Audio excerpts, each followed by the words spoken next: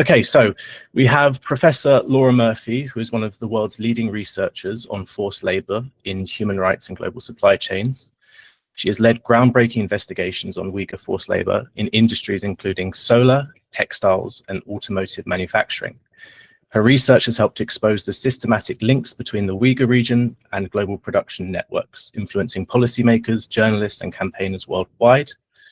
Professor Murthy was also an appointee at the Department of Homeland Security, working on the implementation on the Uyghur Forced Labor Prevention Act.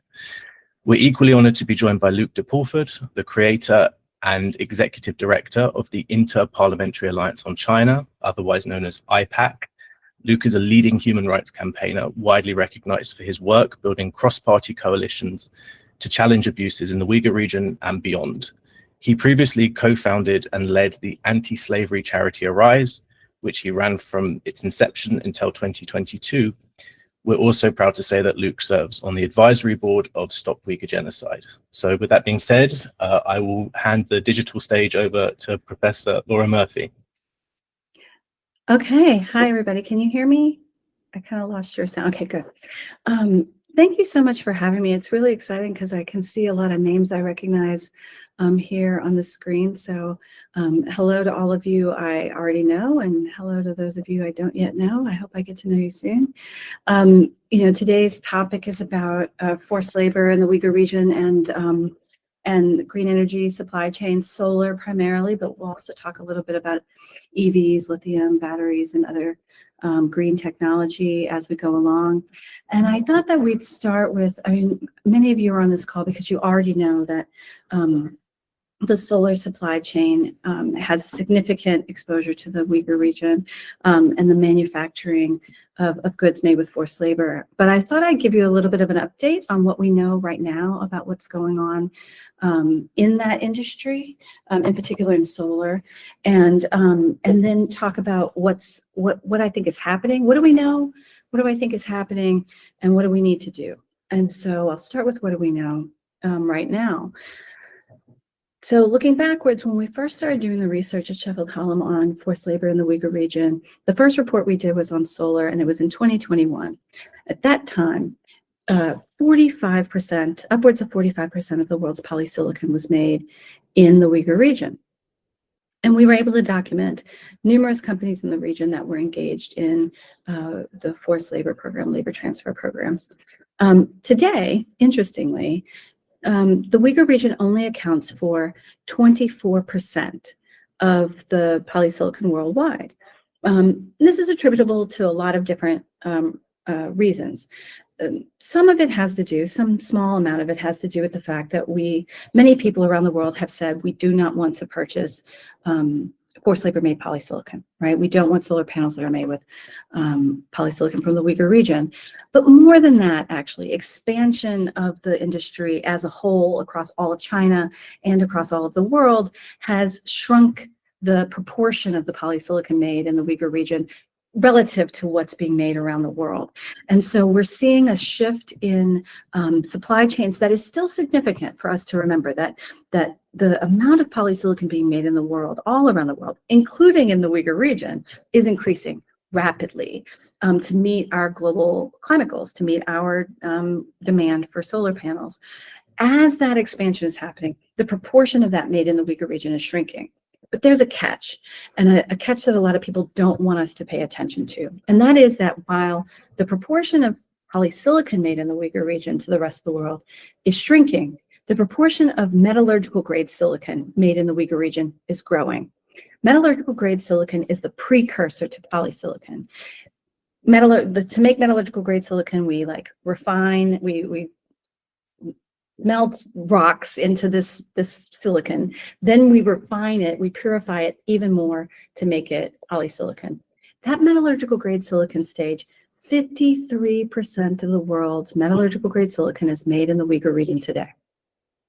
What does this mean? This means that even as other companies are moving their polysilicon to other parts of China, they're still likely 53% of it is being made with metallurgical grade silicon from the Uyghur region. So it puts other companies, other regions at risk For instance, the work that I did with Alan Crawford, who appears to be on the call today. Hey, Alan. Our research indicated that it was likely that if you were buying metallurgical grade silicon or polysilicon from a place like in Mongolia, you had a pretty high likelihood that you might be buying that metallurgical grade silicon to make it from Xinjiang, from the Uyghur region. Why is this? Because Inner Mongolia didn't make enough metallurgical grade silicon to make all the polysilicon they made. Now, this sounds like it's in the weeds, right? The thing that is a big takeaway for those of you who aren't nerding out about solar supply chains the way some of us are, is that we really, even as people are celebrating the fact that the proportion of polysilicon made in the Uyghur region is declining, we still have real risk in that metallurgical grade silicon stage. And the thing that's important is that a lot of companies want us to not look at that part of the supply chain. They want us to start our investigations, want us to start our supply chain traceability at the polysilicon stage. And they say, we'll manage the metallurgical grade stage later. But that leaves this gaping lack of information that points to more forced labor in the supply chains, but that is being obscured in a lot of companies' descriptions of what they're sourcing. So they might be able to tell you they no longer source polysilicon from the Uyghur region, but in fact, the polysilicon they're buying is still connected to the Uyghur region because of the metallurgical grade silicon. So that's the first point I want us to make. The second point I want to make is that in the process of all this, we have seen, in the process of really getting to understand both the solar supply chain and the forced labor that seems to be endemic in it, we are really seeing a significant amount of bifurcation of supply chains. By that, I mean companies that are making solar modules are saying, okay, we're going to have this supply chain that uses the clean polysilicon that's not made with forced labor. And this supply chain over here is going to be using the polysilicon that's made with forced labor. And therefore, we'll be able to say, okay, we've got this clean supply chain. We'll sell that to the customers, especially the United States, who won't buy things from the Uyghur region. And then there's going to be all this other tainted, all these other tainted solar modules, and everybody else is going to get that. This is a problem ethically. It's patently clear that there's an ethical problem with bifurcation. But what has happened is that companies have decided, well, it's going to take us some time to move our supply chains. And they have, as far as I can tell, there's been some real movement on making sure that at least some of their product is actually documentably, is that a word? It's possible to document that they are in fact creating products that are not made using Uyghur forced labor or from the Uyghur region at all. This is important. That means supply chains have moved, that they can move.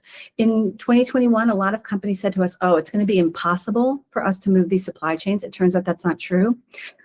They said, that our work was going to slow our progress toward our climate goals, that in fact, the research showing that human rights abuses were really affecting solar supply chains was going to mean that there would be no solar panels that anyone could buy.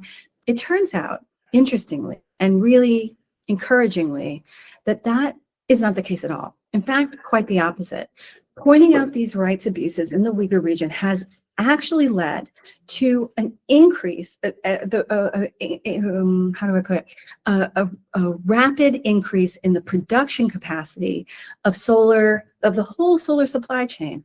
More rapid, in fact, than even the most optimistic predictions had projected. So in 2021, we thought we were going to make a certain amount of solar modules. We're making more. We're making more polysilicon. We're making more metallurgical grade silicon. We're making more ingots, wafers, cells, modules. The whole supply chain, soup to nuts, has increased in capacity, production capacity, faster than anyone predicted. We are actually going to move towards our climate goals faster. And we're going to do it more sustainably because we're not beholden to building the supply chain off of the backs of forced laborers, because we've got a more diverse supply chain. We're seeing more countries get into the solar game who are able to compete now that there is a demand for non-forced labor made solar modules. There's also more competition for cleaner solar modules. The modules that are made in the Uyghur region are made using coal energy as the source of energy, and it's extremely energy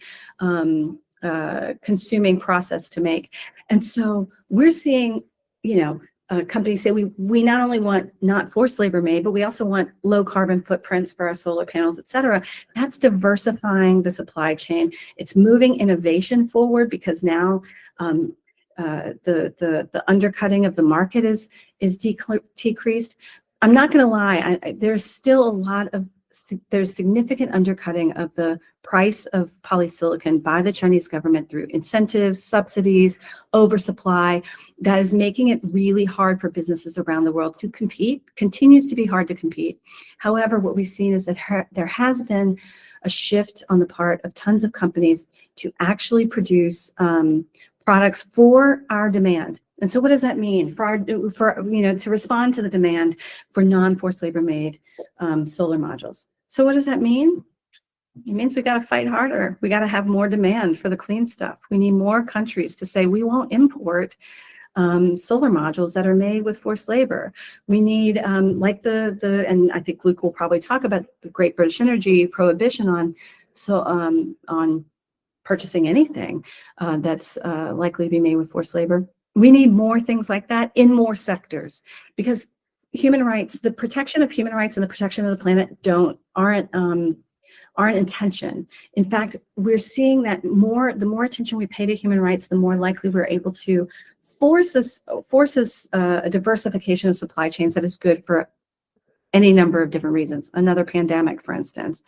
And so I think that this is important. We really need more governments to come along for this ride where we say we are not going to import goods made with forced labor. And we need governments to sort of harmonize their enforcement of that. We want companies to be able to come in and say, I've got the goods, I've got the documentation, I've got the receipts. Here's proof that I'm not making goods with forced labor, and be able to, gain entry into the markets in the EU, in the US, in the UK, wherever we may be putting up these barriers to unfair trade. But we also want to make sure that the requirements for that enforcement really do get down to the rocks, to the very raw materials, so that we don't have people trying to make us look away from the places where forced labor is most likely to reside in a supply chain. Like I was talking about metallurgical grade silicon a second ago. And so we need that kind of legislative regime, enforcement regime to be in place globally. The more places do it, the more demand there is, the more companies will realize they must get out of using forced labor and get out of the Uyghur region until things change there, of course. And we need that in part because what we've found, what I found when I was working in the government, and what I found from talking to compliance officers, sustainability officers, CEOs, different companies, is that, and just from observing the way people respond to the research I produce versus the way they respond to the US government enforcing against the things that I found, is that a lot of companies will keep their heads in the sand until laws actually require them to do the right thing.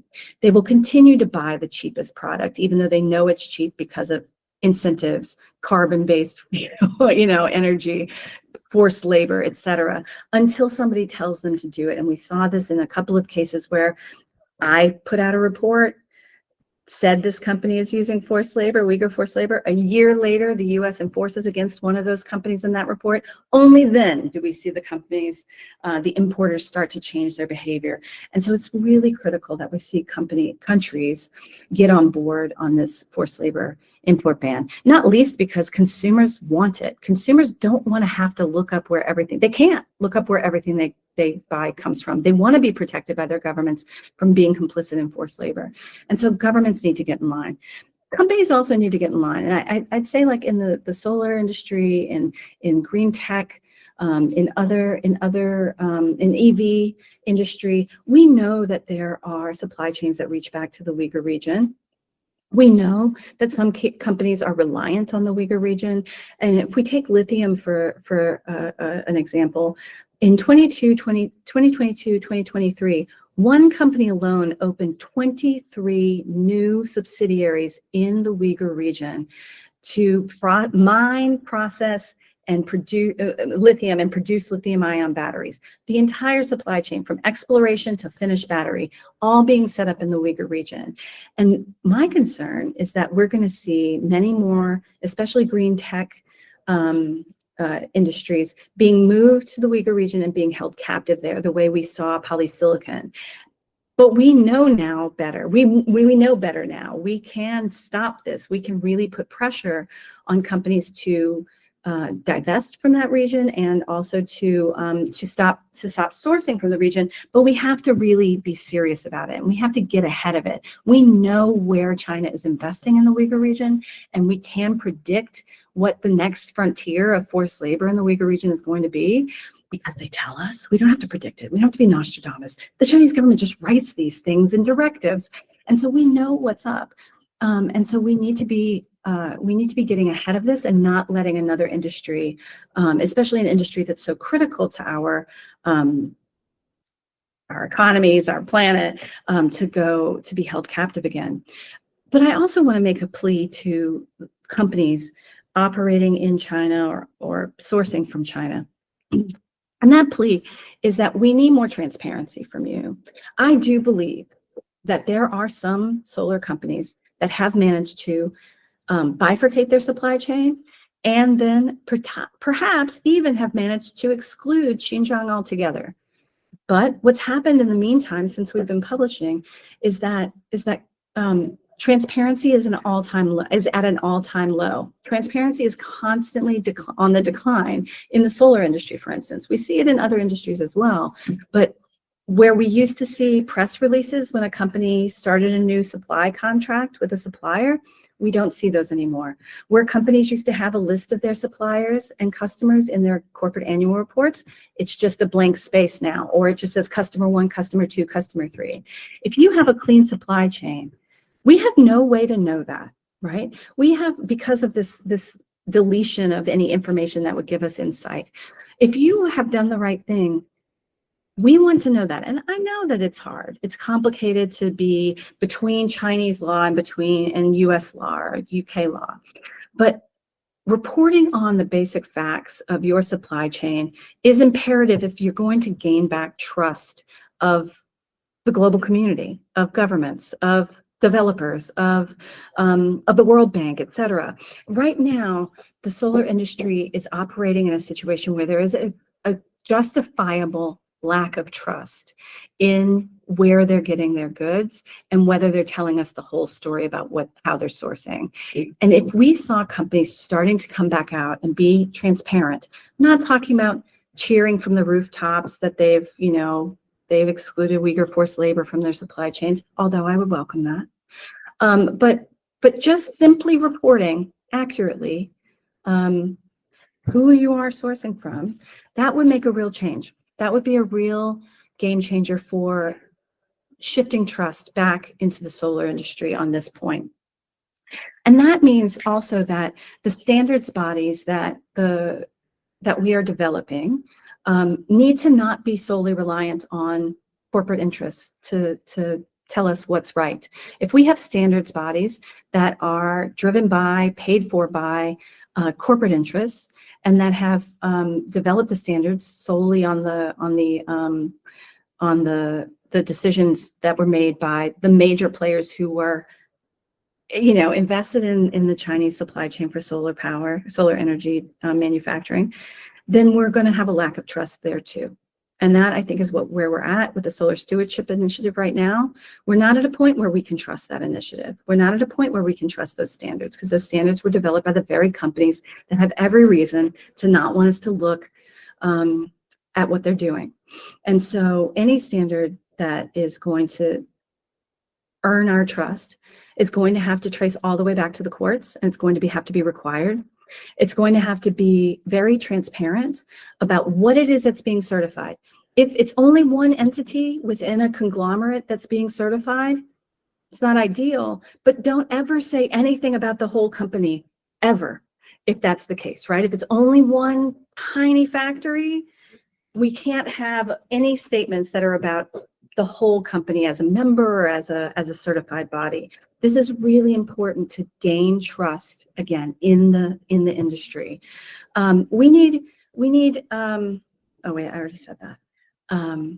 We're not there yet. We don't have a standard that we can trust yet. I'd like to see us get there, but it's going to take real rethinking with multi-stakeholder work. We cannot continue with the ruse that companies get to decide their own standards. Those are not my standards. Those are not most of our standards here on this call. And so, so we're going to need to see some real development in that arena as well. And then I'll just say one last thing. Yeah, all right, I've kept it under time. So I'll say one last thing, and that is that it is, I don't think it is, I don't think it's treasonous for me to say that the US has stopped being a leader on this, but it's hard to know these days. But I will say that, you know, we haven't seen a whole lot of leadership coming from the current administration on enforcement against, for the UFLPA. We haven't seen new entities added to the list. This is a real disappointment for me as someone who was, you know, very much in the trenches doing that work last year. I want to see the US step back up, but there's also just like a lack of funding for the kind of research that I did. There's a lack of funding for the kind of research that community organizations are doing to understand forced labor globally, not just in China. And that lack of funding is going to mean a lack of a pipeline of more information that will help us do the right thing in our supply chains. But it will also mean that, and it will also make it harder to enforce. But it also, oh, I forgot what but it also. But it's important too that like if that lack of funding from the US is there, we need the EU, the UK, other countries to step into that space and to provide leadership and funding on this issue. And this is the moment where if we don't think the Tariff Act, the you know, the way the US enforces against forced labor, if we don't think the UFLPA is fit for purpose, if we don't think it's as good as we want it to be, if we think there are gaps, this is where the US, I mean the EU, the UK, Japan, Australia has a chance to shine, has a chance to step forward and show us like let's get the best laws on the books we can to prevent people from being forced to work and prevent our consumers from buying goods made with forced labor. Let's do the work to step into this gap and push this issue forward from the EU and the UK. I think that this is our moment to do that. And I want to, like for me, I'm really encouraging people around the world to see this, this lack of funding coming from the US as an opportunity to lead. And so I'll leave it there.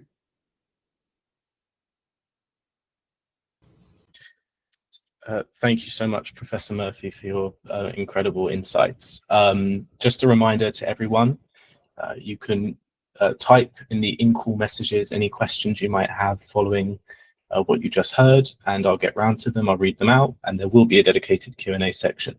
But to build on Professor Murphy's insights, we're turning to someone who's been at the forefront of campaigning for stronger political and legislative action here in the UK. Luke de Pulford will be talking to us about the GB Energy campaign and the need for stronger regulations against modern slavery in the UK. So over to you, Luke.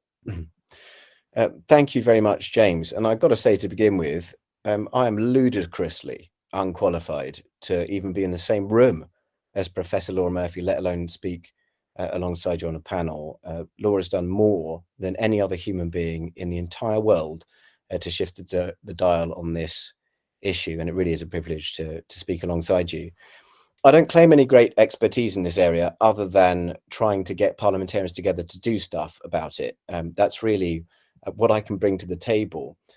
But we did run a campaign around the Great British Energy Bill, which was eventually successful. And I'm going to try to dump a few of those successes and the reasons for them into my little presentation. I'm going to go through what I think were the reasons for it, why we needed stronger policy. And I'm drawing very heavily on Laura's work for that. I'm going to speak about the difference I think the Great British Energy Bill makes. and then some existing gaps, remaining gaps, and maybe one or two things that people on this call can do. But I'm going to leave as much time as possible for questions, because I think that'll be more interesting from me. I don't claim to be anything like the expert that Laura is. All right, so why stronger policy was needed? I mean, obviously, we all know that forced labor risk is systemic, particularly in the upstream solar supply chain. And a lot of that we have found out because of Laura's work, but not only Laura's work, others too. I think it's well known and well appreciated within governments now. The scale of the problem, nearly half of some key inputs come from the Uyghur region. So rapid expansion of solar without safeguards risks embedding abuse into the UK's net zero drive. This was a point which was driven home very effectively by some members of the Labour Party privately into the UK government. And it's something that I think they had to listen to. Next, supply chain leakage and routing. Bans or weak rules in one market can be circumvented through intermediaries. I believe, on the basis of my closeness to this policy area now, that really only clear presumptions and import controls can stop third-party rerouting. And I think that's the really key issue that we're dealing with here, especially when one country, one state, especially an authoritarian state, has such market dominance as China does. Another point, another reason why we need a stronger policy, reputation and investor risk. Obviously, procurement of tainted panels damages public trust in the transition and exposes financiers and developers to legal, divestment and litigation risks. Now, this is something that I don't think that we actually hear enough about, because I don't think that the risk is elevated to the level that it should be. And that's partly our responsibility, I think, the people within civil society. Not only, obviously, it's government's responsibility, and it should be the responsibility of the businesses who are procuring themselves, but it's also something that we can take up in order to contribute to a cleaner supply of renewables. Next, why did we need policy change? Ethical inconsistency. A green transition that tolerates forced labor undermines the just transition principle. It's really as simple as that, and our international human rights commitments. I think I speak for everybody on this call. I'm not saying anything new there, but it's often surprising to me in doing this kind of policy work how the most obvious things are the most difficult to agree on when it comes to the cut and thrust of governmental decisions, particularly. Next reason, the evidence policy gap. So it's quite clear now, I think, that investigators, researchers, parliamentarians, for the most part, agree that the evidence exists. But our current trade and procurement frameworks still struggle to convert that evidence into enforceable exclusions or anything that feels meaningfully actionable for those who are involved in doing it. I think one of the fundamental reasons for this is, frankly, capacity within government systems. I mean, for anyone who's been close to procurement rules, the investment screening that the UK tries to engage in, you'd probably be surprised, and some of this call won't be surprised because I know that they know about it, at just how basic this stuff is, just how first and second tier it is in terms of the depth of the supply chain, and just how utterly unenforceable it all is. You know, some of the red, amber, green checklist stuff, it really isn't worth the paper that it's printed on. And if we are seeking to require a small group of officials within a government department to try to verify the transparency of an entire supply chain on that basis, we really are barking up the wrong tree. So there's a big gap between the evidence and the policy, but not just the policy, the resources to be able to deliver that policy. And that's a gap that remains. So I'll come back to that. Then finally, just in terms of why we needed new policy, time sensitivity. I think this is a big issue and underexplored. With government targets set to scale solar capacity to 70 gigawatts by 2035, delays in policy will lock in supply chain choices for years and make remediation much harder further down the line, especially if we see the general trajectory of market dominance, particularly around critical raw materials, continue the way that it's going and remain the purview of one authoritarian state. So there are some reasons why we needed a policy to address this. So what did the GB Energy Bill contribute? Well, in essence, it creates a new procurement standard. And for those who aren't too familiar with the way that these kinds of parliamentary guerrilla warfare tactics work, here's what actually happened. A report stage amendment was laid to the Great British Energy Bill, and it was one that we knew had cross-party support. The report stage is towards the end of the life cycle of a bill, and if you amend a government bill, it means that you get time.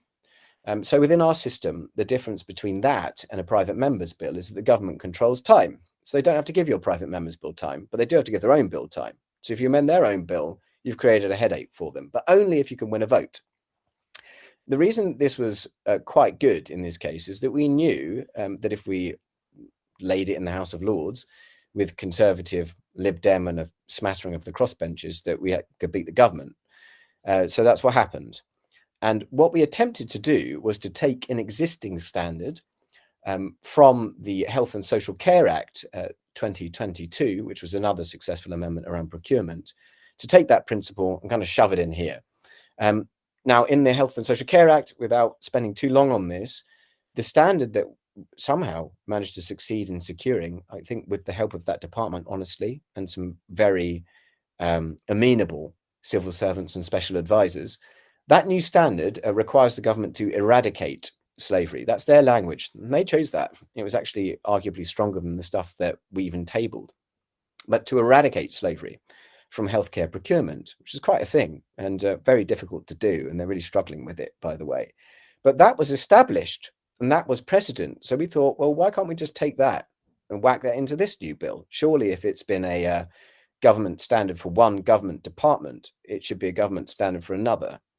So already they're on a sticky wicket in terms of defending it. Normally, the government's defense around this stuff is it's not the right bill, it's not the right time, it's too complicated, there are unintended consequences, the amendment is defective for whatever reason. That's what they normally argue. It's just par for the course when you do backbench amendments. It's quite hard to do that when you've already accepted something into law. So that's more or less what happened here. And the government conceded on it when it came to the House of Commons, because they didn't want to fight and they didn't want a big rebellion. And there are lots in the Labour Party who find this very uncomfortable. They do not want to be marched through the lobbies by the whips to vote in favour of a slave-made transition. So that's what happened with that amendment in a really circumvented sort of nutshell. But what they did was they decided that they would create a requirement that the constitution of GB Energy does not allow there to be any procurement or any forced labor or human trafficking anywhere in GB Energy's supply chain. Note that anywhere in GB Energy's supply chain, which again is a very high bar. Now, how that's going to be fleshed out, we're not quite sure. And I don't think they are either. So we'll talk more about that later, maybe. So it does that. And that's not a small thing, actually, particularly given the exposure of renewables to forced labor. So it was a success, and my gratitude, not just my gratitude, frankly, everybody's gratitude, I hope, to everyone who worked on that campaign, and to Laura, without whose work it just wouldn't have happened, frankly. What else does it do? I think it creates some procurement leverage, because the bill and government-related commitments give British Energy explicit procurement powers, and it's like a blue ribbon bill for the government. There's going to be some serious spending power in it. And I know that many people on this call have argued that the government should use its procurement in order to set new standards, because as a large purchaser, it can change the way that companies behave. So it can do that, and it wants to do that. And that's a really positive thing, I think, for the general commercial environment around renewables. It does provide some political signalling and leadership. We have had some very strong statements from the government, from ministers, about procurement of slave-made goods in general. But that rarely translates to the technical jargon, frankly. Normally, those things are very firewalled. It's a big difference between hearing a politician saying, we don't want any slave-made goods, and actually delivering that, given the exposure of so many industries to slavery and exploitation. But it does provide some leadership around that, and that's useful not just in the UK, but it signals internationally that a government like the UK is willing to do it. And that's not nothing, particularly when the UK remains, I think, geopolitically important for signaling these sorts of things to the non-US world. I think the US is a bit of a special case around China because very often US activity is dismissed as masking geopolitical interests. People do not accuse the UK of that. So when the UK makes moves like this, it can have ramifications more broadly, like it did with Huawei, by the way, but that's a whole other story. Next, the task force and roadmap. Okay, so there is a task force. There is the Solar Stewardship Initiative, and you've heard some caveats rightly, I think, from Professor Murphy about that already. But those things are, again, not nothing. They're better than nothing, and I think they provide a hook for leverage and pressure. And even if they're not fit for purpose, it is something that gestures in the direction of transparency. Next, what does it do? It provides a platform for cross-departmental coordination. So the bill's passage did trigger explicit cross-governmental work streams and ministerial pledges. And one of the reasons it had to do that is that we now have very unequal procurement standards in the United Kingdom. It's actually really odd. So in the healthcare world, you can't procure things made with slavery. In fact, they want to eradicate it. But other departments aren't so bothered about it. So we've got this weird skewed system where one department has a much higher threshold than others. Now GB Energy has moved on that. It really makes it very difficult for other government departments, particularly because actually health, the Department of Health is our biggest purchaser, and GB Energy is going to be a huge purchaser. And there really isn't any reason that other departments shouldn't follow suit, although they haven't yet. The Procurement Act did not harmonise all of our procurement standards, and there's a long way to go with all of that. I think it provided a bit of an incentive for industry schemes. So government backing of stewardship work incentivizes the industry to develop traceability standards and supplier codes. This is a foundation, I think it's not more than that right now, a foundation for future mandatory rules. And it sort of moves us, I think it moves the dial towards them. And then finally, I think that there is a lot of parliamentary pressure as a result of this for accelerated refinement of our procurement of renewables. There is a very strong crossbench concern in the Lords and Commons in the UK on this. It not only forced ministers to clarify commitments and to provide this amendment in the first place, but it also created space for follow-up and enforcement and scrutiny through House committees, which is good. It's a very good thing. So it provides that hook too. The government's made commitments and it needs to be held to those commitments. Without those commitments, there wouldn't be as much to hold them to account for. So that's what it gives us, I think, broadly. So what are the gaps? Well, there's still a big gap between the evidentiary threshold and enforcement. Our current debarment and procurement routes often rely on domestic criminal findings or clear convictions, and they're unrealistic for state-sponsored forced labour abroad. So here's a strategy we could pursue. We could pursue a strategy to introduce a statutory rebuttable presumption for goods from high-risk jurisdictions. It would be really nice if we managed to get to that in the United Kingdom. Honestly, I think we're a little way off it, but there have been discussions around that within government like never before. I don't see it happening anytime soon, but perhaps with the help of all these people on the call, we'll get there one day. There is a narrow scope of application in this bill. It's just for stuff purchased by GB Energy. So GB Energy has got to be clean, but the rest of the sector doesn't have to be. That's obviously a huge issue for us. For the most part, when it comes to procurement of renewables, these are voluntary schemes without teeth. And one of the issues that we have here is that GB's constitution might have a clear and explicit prohibition, but we don't actually know how that connects to their actual procurement standards yet. And that's something that we need to bottom out. I'm having to hurry up here because I think I'm going to be over time fairly shortly, which I didn't intend to be, so sorry about that. Okay, incentives for ethical domestic supply. This is a gap. Dependency on risky suppliers persists because cheaper imports dominate. There are a couple of things I think we could do about this. We could provide time-limited procurement preferences, grants or tax incentives to build lower risk polysilicon module capacity in the UK or EU, to buy from audited suppliers, helping to offset short-term cost differentials. And I have stolen that almost entirely from Laura's work. So thank you for that, Laura. Okay. I'm writing it down. I'm like, that sounds like a good idea. Yeah, it was a good idea you had. We're done. And I think finally, because I'm skipping over a few things here, but we can discuss them. International coordination and diplomacy, this is a gap. I don't think that we can hope to deal with the broad dependence that we have upon China for renewables without really clubbing together and working out what the joint plan is to reduce dependence. In fact, we haven't really audited dependence as a group of democratic nations or like-minded nations. So a lot of people have been advocating for some time that the UK, with others, tries to create a coalition to harmonise presumption lists, to coordinate customs enforcement, and to press for corporate disclosure standards, at very least at the G7, G20 level. But I think that this can be done on a different basis as well, with just a group of like-minded nations who are worried about their dependence on renewables and are seeing some of the risks associated with that coming down the road, especially with the possibility of escalation in cross-strait tensions in mind, which could create real havoc for our procurement of renewables. So let me tie this all up. Here's what I think some people on this call could do. Now, I do think we need to be clear that this isn't just about human rights. That's my main motivation. I think probably the motivation of many people on this call, but it's not just about that. It is about resilience. We don't want a transition built on slavery, obviously, but neither do we want a transition which depends upon authoritarians. We've tried that with Russia. It didn't go very well. Maybe we shouldn't do that again. Handing China leverage over critical infrastructure weakens all of us.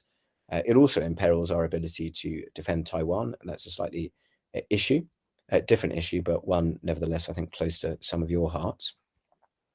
What else could you do? I think you all need to, if I may, watch GBE's procurement like a hawk and be ready to raise to the government evidence of Xinjiang links. There is a bit of a mechanism now that we can use. Once they have a bunch of evidence, it's going to be very hard for them because there is a statutory prohibition on them procuring goods made with human trafficking or forced labor. So it's going to be very difficult for them because they potentially face judicial review and all kinds of legal difficulties further down the road. So they've created that difficulty for themselves, and we can use that. And I think that we should, and certainly people on this call can. And finally, please don't be afraid to batter your members of parliament.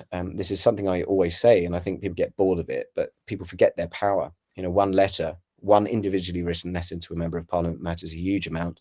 I've lost count of the number of times people have turned up to debates purely because they had some constituent nag them about it and they felt that they had to. It really does make a difference. And in terms of the parliamentary support that people like me are trying to build, it's the biggest help I think we could probably have. So I'll leave it there. Thank you.